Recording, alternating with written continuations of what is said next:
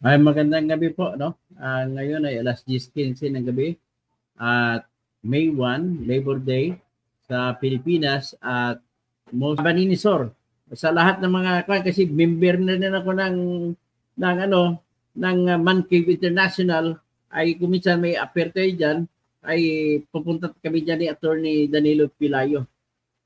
Okay, so at let us now move to our next phase. Magpahinga muna tayo. At may gagawin lang ako para mabuhay din tayo.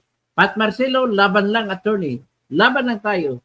The Konyang Challenge, thank you po sa isang membership nyo.